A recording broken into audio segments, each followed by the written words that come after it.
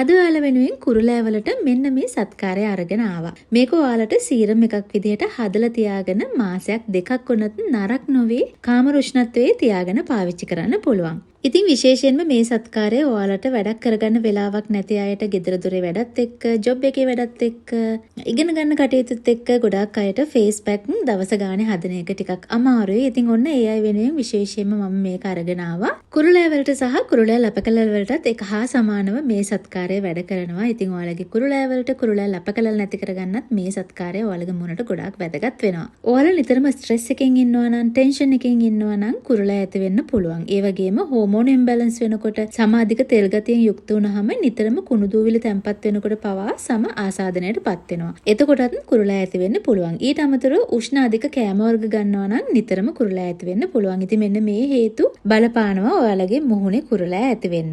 ඉතින් ඒ දේවල් ගැනත් හොඳ අවධානයක් යොමු කරලා විශේෂයෙන් ඔයාලගේ කොණ්ඩෙ පිරිසිදුව තියාගන්න ඕනේ, නියපොතු පිරිසිදුව තියාගන්න ඕනේ, මුහුණ නිතර අල්ලන එකෙන් පාලනය වෙන්න ඕනේ. ඒත් එක්කම හොඳ ෆේස් වොෂ් එකක්, හොඳ ක්ලෙන්ස් එකක් මුහුණට පාවිච්චි කරලා මුහුණ හොඳට පිරිසිදු කරගන්න ඕනේ. මේ දේවල් ගැනත් අවධානය යොමු කරමින් ඔයාලා මේ ට්‍රීට්මන්ට් එක කළොත් ඔයාලට සතියක් යනකොට ඔයාලගේ මුහුණෙන් සම්පූර්ණයෙන්ම කුරුලෑ නැති කරගන්න පුළුවන්. ඒ විතරක්ම නෙමෙයි, සති දෙකක් වගේ යනකොට ඔයාලට තේරෙයි ඔයාලගේ මුහුණේ තියෙන කුරුලෑ ලප කැලල් පවා නැති වෙලා යනවා කියලා. මුලින්ම මේ සත්කාරය සඳහා මම එකතු කරගන්නේ කොහොඹ කුඩු. ඔයාලා හොඳ පිරිසිදු කරගත්තු භාජනයකට කොහොඹ කුඩු එකතු කරගන්න. කොහොඹ කුඩු තේ හැන්දක් හෝ තේ හැඳි භාගයක් මේකට එකතු කරගන්න. මම මේක හදන්නේ සතියක් වගේ කාලයක් තියාගන්න. ඉතින් ඔයාලත් සතියක් වගේ කාලයක් තියාගන්නවා නම් ඒ විදිහට ඇඩ් කරන්න.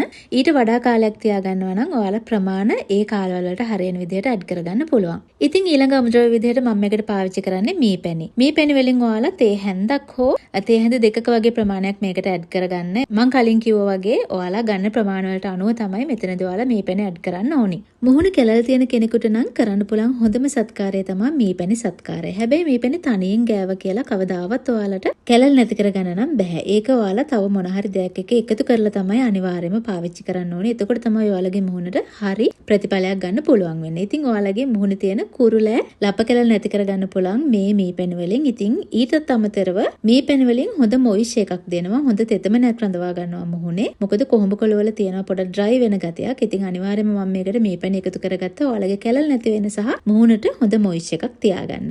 ඒ විදිහට මී පැණි එකතු කරලා ඔයාලා හොඳට මේක මික්ස් කරන්න ඕනේ. මුලින්ම මේක මික්ස් වෙන්නේ නැහැයි කියලා තේරෙයි. නමුත් ටික වෙලාවක් ඔයාලා හොඳට මේක මික්ස් කරනකොට එකිනෙකට හොඳට කම්බයින් වෙලා මේක හොඳට මික්ස් වෙනවා. ඊළඟ අමුද්‍රව්‍ය විදිහට මම මේකට පාවිච්චි කරන්නේ ඇලෝවෙරා ජෙල්. ඉතින් ඔයාලට ඇලෝවෙරා ජෙල් කඩේ තියෙන එක තමයි මේකට පාවිච්චි කරන්න ඕනේ. නැචරල් එක මේකට පාවිච්චි කරන්න පුළුවන්. නමුත් නැචරල් එක පාවිච්චි කරොත් ඔයාලට මේක ටික කාලයක් නරක නොවි තියාගන්න බැරි වෙනවා. ඉතින් ඒ නිසා අනිවාර්යෙන් ඔයාලා කඩෙන් ගන්න පාටක් සුවඳක් නැති ඇලෝවෙරා ජෙල් එක තමයි මේකට එකතු කරගන්න ඕනේ. මුලින්ම මම ඇලෝවෙරා ජෙල් වලින් තේ හැන්දක වගේ ප්‍රමාණයක් එකතු කරගන්නවා. ඊට පස්සේ ඒක මදි කියලා හිතුනොත් ඔයාලට පුළුවන් තවත් තේ හැඳි භාගයක් වගේ එකතු කරලා සීරම් එකක් වගේ හැදෙනකන් ඔයාලා මේක හොඳට මික්ස් කරන්න. සාමාන්‍යයෙන් විනාඩි 2-3ක් විතර මේක හොඳට මික්ස් කරනකොට ඔයාලට තේරෙයි මේක එකිනෙකට හොඳට මික්ස් වෙනවා කියලා සීරම් එකක් ආකාරයට. කුරුලෑ වලට ලප කැලල් වලට කොහොඹ කහ කියන්නේ අපි අතර ප්‍රසිද්ධ දෙයක්නේ. නමුත් ගොඩාක් මුහුණ සෙන්සිටිව් වුණාම තමයි කුරුලෑ ආසාදන ඇති වෙන්නේ. ඉතින් අපි කොහොඹ කොළ පාවිච්චි කරනකොට අනිවාර්යයෙන්ම සැලකිය යුතු දේවල් ටිකක් තියෙනවා. මොකද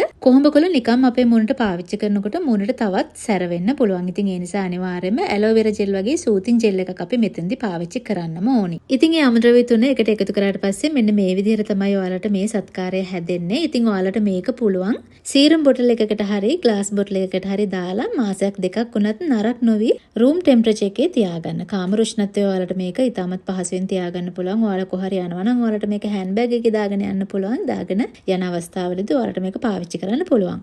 ගොඩාක්ම කුරුලෑ ආසාදන තියෙන කෙනෙක් නම් මේ සත්කාරය දවසකට දෙපාරක් ඔයාලට කරන්න පුළුවන්, උදේට සහ රාත්‍රී කාලයට. නමුත් ඔයාලට දෙපාරක් පාවිච්චි කරන්න අපහසුතාවයක් තියෙනවා නම් එක දවසක් පාවිච්චි කරත් කමන්නේ. හැබැයි මේක එක දිගට ඔයාලා කරන්න ඕනේ. ඔයාලගේ කුරුලෑ ආසාදන නැති වෙනකම්ම දවස් දෙකක් යනකොට 3ක් යනකොට ඔයාලට තේරෙයි ඔයාලගේ කුරුලෑ සුව වෙනවා කියලා. ඊට පස්සේ ඔයාලා සතියක් දෙකක් විතර පාවිච්චි කරනකොට කුරුලෑ කැලල් සම්පූර්ණයෙන්ම නැති කරගන්න පුළුවන්. මේක ඔයාලට මුළු මුහුණෙම උනත් කිසි ප්‍රශ්නයක් නැතුව පාවිච්චි කරන්න පුළුවන්. මම මේ වෙලාවේ කම්බුල් දෙකට විතරයි ඔයාලට මේක ඇප්ලයි කරලා පෙන්නුවේ. නමුත් ඔයාලට මේක මුළු මුහුණටම ඇප්ලයි කරන්න පුළුවන්. ඉතින් ටික කාලයක් යනකොට ඔයාලට තේරෙයි ඔයාලගේ මුහුණ ලස්සන වෙලා පැහැදිලි වෙලා කුරුලෑ ආසාදන නැති වෙනවා.